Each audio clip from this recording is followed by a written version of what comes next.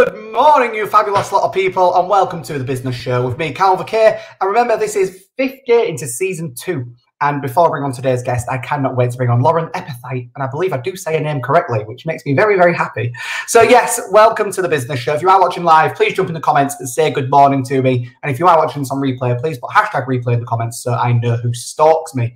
And remember, you can also catch this on my Facebook page, where Quack Talks Business Coach and Mentor, where you can share it far and wide. You can also catch this replay and every other replay and everything else I do in my private Facebook group, The Duck Pond. So go and check them out. And also, check out that way. So it's over in this corner now. Go check out my YouTube channel. Just there. Go check it out. At Quack TV. Go check that out. And trust me, every single replay of Season 1 is on there. And then as of next week, Season 2 will be on there as well. So who have we got off the mark this morning? Kirsty Hall from KH Services. Hope you are well, my lovely. Sorting everyone's first aid and social media out. She's a lady of many, many talents, all whilst balancing a child. I don't have kids, practically one myself. Well, I like to think I'm 25 now. I'm practically dead. So, yes, it's good morning, Kirsty. That was a lovely note to say on good morning to you. Good morning, Ellie Hyam. Hope you are well, my lovely. Oh, I've not seen you in a little while. We need to have a catch-up. So, yes, it is day 5. And what a great first week of the Business Show. And why is it called the Business Show? Because after Season 1 of Quack TV, I'm now doing Quack TV is an umbrella. So we've got the Business Show now. We've got the Late Business Show, which will be happening around once a month, where it's a panel discussion. Imagine like Graham Norton having a love child. Other talk show hosts are available. But yes, you've got that happening once a month as well, where it's me and about 5 other people on the show on an evening for about an hour, and that's going to be great. You've also got the Business Show Backstage. I haven't finished the final name, but we're going to go backstage. So it's whoever's been on the show to carry the conversation further. There will be the podcast for the Business Show Backstage, where we'll carry on talking a bit more about what we're on about. And then also, I've got something else coming, but I'm not going to tell you about that. It basically involves gaming and business owners and Twitch. All I'm saying. So I don't give it away, I don't know what will. So yes, it is fantastic. It's been a great week. Started the week off very, very strong, and I don't think we could finish the week off any better than the guest we're going to be having on the show today. Also, I like the fact she's a little bit nervous, and she likes the fact she's a little bit nervous because it ties into exactly what we're going to be talking about, because it is Mental Health Awareness Week. I believe it's week, not month, week. So yes, it's going to be a very, very good show. Oh, Kirsty Hall, what are you saying? I'm good, thanks. I do all the time by good management and not sleeping. Yes, you do, my lovely. It is bloody fabulous. So I can see there's got quite a few people watching. Like I said, if you are watching live, please jump in the comments. And also, if I know who you are, I'll give your business a bit of a shout out. Remember, this is on YouTube forever. So there you go. So yes, Mental Health Awareness Week. Mental health is very, very important to myself. And once again, we'll talk about this in the future. And when I do public speaking about my story, my journey, I do touch on mental health in that quite a lot. I think it's very, very important. And I didn't realise actually how much someone else having mental health problems externally affected me. And that's how I suffered with mental health. So that's why today's going to be very, very important to talk about for me. And it really, really is. So I'm not going to mess around. I'm going to get my guest on the show. So today we have got Lauren Ephithite, the mental health mentor, and I really, really can't wait to get her on the show. She is bloody fabulous. So with no further ado, it is a do, not a Jew, innit? It's a do. Anyway, morning. I'm here. Good morning. You okay? I love the fact you can say your surname correctly. I love it. I love that you say it correctly too. Absolutely. I love it. It sounds like a gem. Sounds like a gem. I think, like well, hopefully it makes me memorable, even if people can't say it or spell it. Yeah, I'm sure it's my name that makes me memorable. Lauren, before we dive into it, can you do me a favour? Can you just tell us all who you are and what you do? Sure. So I'm Lauren Ephithite, and I'm a mental health mentor. And I use my own experience of mental health, of anxiety and depression, to help other people now. Oh, I love it. And obviously, we've come across each other really in the last, what, 12 months? 12 months with COVID kind of thing. We hadn't known each other before then. So it's been, and obviously the last 12 months in the world of mental health, and obviously everything just basically exploding outside like a nuclear war. It's Mental Health Awareness Week probably couldn't come at a better time, especially now I think we've got to the end, hopefully, I don't want to jinx anything, to the end of that, to the end of that period. And I think now if people didn't acknowledge mental health out there, I actually think a lot of people are quite anxious and nervous about the world reopening and going back out because they're being safe and in their own bubble inside that a lot of people that struggle with mental health really, really like. But before we dive into that, How did you get into being a mental health mentor? So I know you say use your own experiences. Do you want to touch on that? Yeah, no, absolutely fine. So I started struggling with my mental health as a teenager. Definitely started with kind of low self-esteem, not feeling good enough despite being a high achiever. And I really kept it a secret.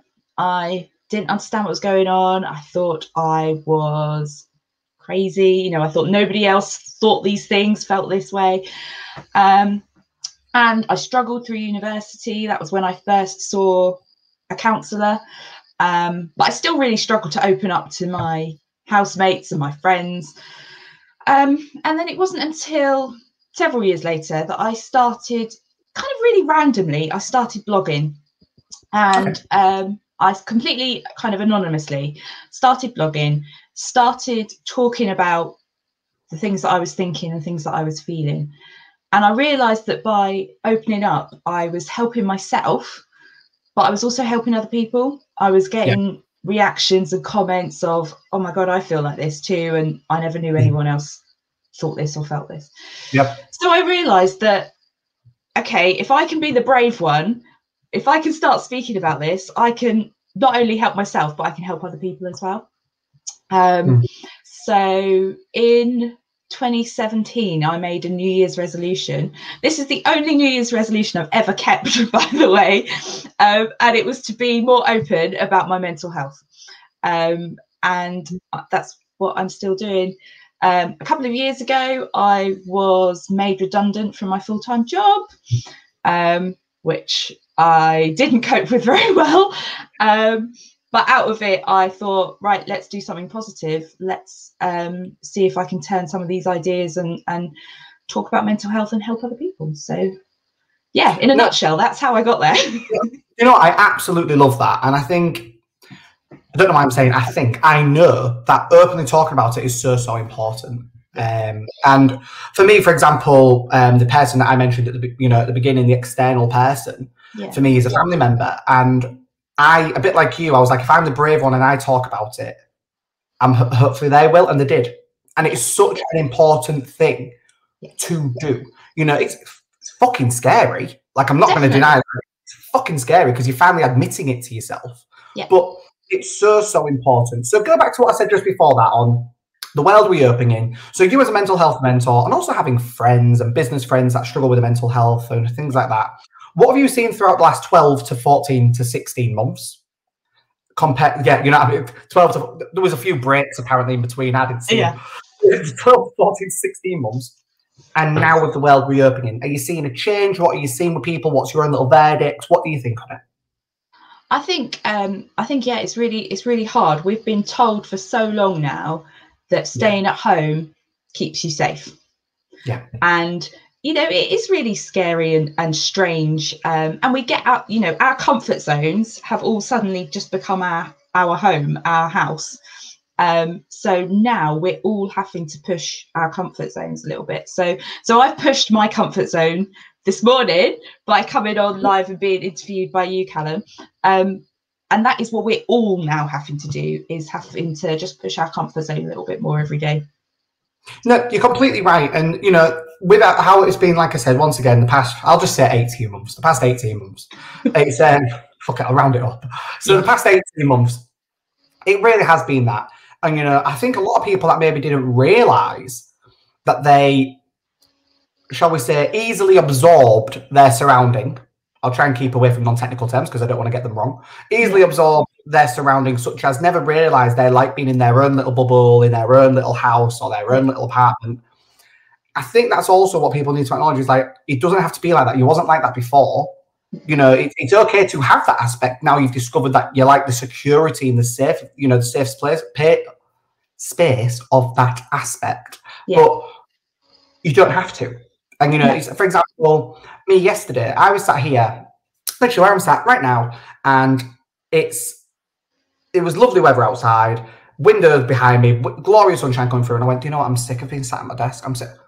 I literally packed up my laptop and I went to a coffee shop in town. And it was just kind of one of the things, because I've got so used to being stuck in this little bubble the last 12 months. And I was a bit like, no, like, once again, it's that kind of acknowledgement of doing it. Yes. 'Cause Yeah. we haven't had to think like that, have we? We haven't had to think like it. No, no. And it's just, you know, it is just pushing yourself a little bit more, because it is very easy to just get settled, get safe. I'm definitely like that. I'm naturally quite introverted. You know, I'm quite happy being in my own bubble, being in my own space. But yeah, so you do have to sort of push yourself a little bit. As the world opens up, we have to open up too, I guess. Right, so I know, obviously, we were just talking briefly before as well, education and mental health in the education sector is quite important to you. Universities, Rose were talking schools, and you was acknowledging that universities now have, because they kind of got a bit of a grilling for it, quite rightly, for not having mental health support kind of bubbles there and things like that.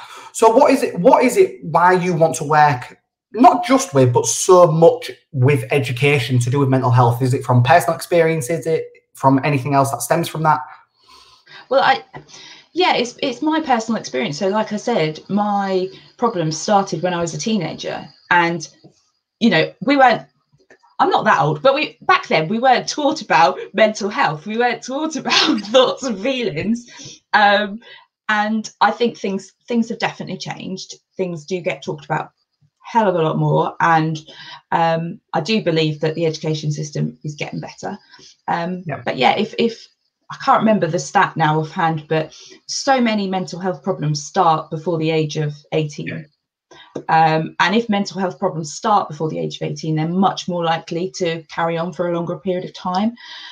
So, you know, if we can nip things in the bud, that's what I always say, is that I try and help people so it doesn't become a problem, basically. If we can all try and keep our mental health on an even keel, our well-being at the good end of the spectrum rather than the bad.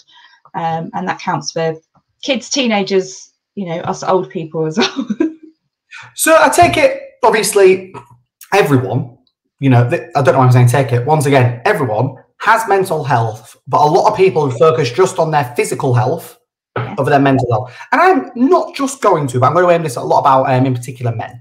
You know, a lot of men will, now the gyms have reopened, for example, are escaping back to the gym. And a lot of men do openly say if it wasn't for being able to go to that place, they wouldn't feel mentally well. And I'm like, that's fine, but are you still acknowledging the fact that going to the gym, that doesn't make you mentally well? You're sorting your physical health out, not your mental health. I'm not saying it doesn't help it, but you're not acknowledging it as much as you should be. So do you think that people do focus way too much on physical health over mental health? I think the two can go hand in hand. So the thing that I probably do daily for my mental health is go for a walk, which I know helps my physical health and helps my mental health. But yeah, I think everyone accepts that everyone has physical health, but I don't think everyone quite gets that everyone has mental health as well. And they're essentially the same thing. One is your body, one is your mind. So yeah, I think there is still some more to be done to sort of get everybody acknowledging the fact that we all have mental health. There's the statistic which has done amazing things for raising awareness for mental health, which is that 1 in 4 people will have a mental health problem in a year. Wow. But what that's done, I think, is people have gone 1 in 4. Oh, well, I'm not that 1 in 4. Yeah. But actually, 4 in 4 of us have mental health. Yeah, there's a difference, isn't there? There's a word that's missing that people aren't acknowledging. And I don't want to get the word wrong, but the word is either issue or problem. Yeah. Because everyone's got mental health. That's the point. Everyone's got a brain. Everyone's got mental health. Yes. It's if you've got possibly a mental health issue, you've got mental health problem, something along them lines with all the other words that you can put with it. That, you know, that's trying to think of the right word. That's the thing that we're trying to acknowledge. The thing that people need to also acknowledge is that everyone does have mental health. This is why, for example, when you're growing up and going to school, people scream at you, have breakfast. You need to feed your brain like you feed your stomach. You know, it really does help. And I remember this clear as crystal. And I was going to school one day and I didn't really used to have breakfast. And I remember this one day I was absolutely ravenous and I had it. And I noticed, I really did, honestly, to this day, I was in my GCSEs. I remember how much work I got done that day. Yeah. And I was like, there's only one thing I've done different to get all this work done. And it's having that breakfast, because I was looking after my brain. I'm looking after my mental health. You know, I understand it needs that energy and that kick in the morning. Yeah. This is what we're saying. You need to look after your mental health, because everyone has it. So going for a walk, you know, for example, first of all, sorry, before we carry on, let's say good morning to a few people. Oh no, well, say good morning to Ellie for me. Say good morning to Ellie. Morning, Ellie. Where's he gone? Am I still live? Can you still see me? I don't know what happened then. I think I pressed a random button. Morning, Sir Walter. I was really confused then. I was like, oh, it's now the Lauren show. Oh, no, I did this with someone else on a private show in my Facebook group, and it was Vicky Head, and she had to man my internet just got cut off, and she had to man it for about 10 minutes by herself. Honestly, man, you could tell I've got flushed, and I was like, oh no. Right, so we've got Ellie Hyam. I'm not going to extend the bloody pandemic woman. Oh. Don't you worry. Got Mr. Dominic Fenton. Good morning, Dominic. The activity 4. Got Leanne Grace. Good morning, darling. Now from the little biz box, which I've got them coming on the show. Oh, yeah, see? Little biz boxes. Yeah, I'm in the know. I'm in the know. But yeah, no, like Leanne's saying, this is what I was building down to. Walking is good. And obviously, with what's been happening once again the last 18 months, and I don't really like talking about COVID, but when it comes to mental health at the moment in particular, I think it's a really key element to focus on, and not just the element to focus on. And one of the main things, and pretty much the only thing, everyone could do in the whole of the world was go for a walk. Like, it just could. But I don't know if you agree with me. I believe a lot of people, when they've been going on these walks, actually realise how much they enjoy them and how good they are for them. Yeah, absolutely. I think so. And mental health. So it's Mental Health Awareness Week, and the theme this year has been about nature. And how connecting with nature can be really good for your mental health. And I think that has come from the pandemic, because so many of us appreciated the fact that we could go outside, the fact that we could go for a walk. I'm definitely a big advocate for nature. I mean, I'm very lucky. I live in the countryside anyway. But yeah, definitely getting outside, going for a walk is great. See, I love it. So what would you personally recommend for people maybe a bit nervous about the world? Well, there's going to be 2 questions here. About the world opening up and maybe have a couple of worries about it, not just because of COVID, because of just the fact, like we said, they've been able to stay in this safe space for the last 18 months-ish, you know, that kind of thing. So what would you say to anyone that's feeling nervous about that? I would say take things at your own pace and decide what your priorities are and what you want to do. So my priorities have been to see my friends and see my family. So that is what I have, pushed myself to do, I suppose. It's not been, I haven't been desperate to go to Primark or go to the cinema or, it depends. Decide your priorities, decide what you're comfortable with pushing yourself to do, basically. See, I absolutely bloody love that.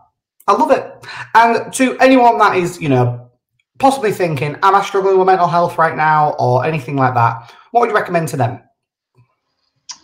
I think just if you're starting to think those things, then that's the first step, is actually taking some time and acknowledging, how am I doing? How am I feeling right now? And definitely try and be brave and find someone to open up to, whether that's your best friend, your partner, somebody that me, but yeah, the anxiety and depression makes you feel that you are the only one experiencing this. And that's really, really not true. So yeah, the best way that we can beat it is start to talk about it, and find somebody to help you. One of the best things I talk about my mum a lot. One of the best things my mum taught me, she does a lot with mental health and things, is if you're ever struggling or anything like that, or maybe just even having a shit day, right? You're just having a really shit day. She went, have a notepad. It's not a diary. Just have a book, and it's yours, and it's your safe space, and just write how you're feeling that day. But make sure you log the day. You acknowledge your feelings in there. You don't just write, I'm having a shit day. Why are you having a shit day? And build on it. Which said, what the key thing is in that book is you write when you have a good day. So then it's, it's like, oh, I've had all these shit days, but look at that amazing day. I went to a National Trust site with my family and I saw distant family. I'm just saying this because I did it like last week. But it's like, we did all this kind of thing. And it's so important. But the key point of that book is acknowledging and opening up, because it's only you. No one else reads it. About when you're having a bad day, shall we say. But you've really got to acknowledge when you're having a good day. You've really got to acknowledge it.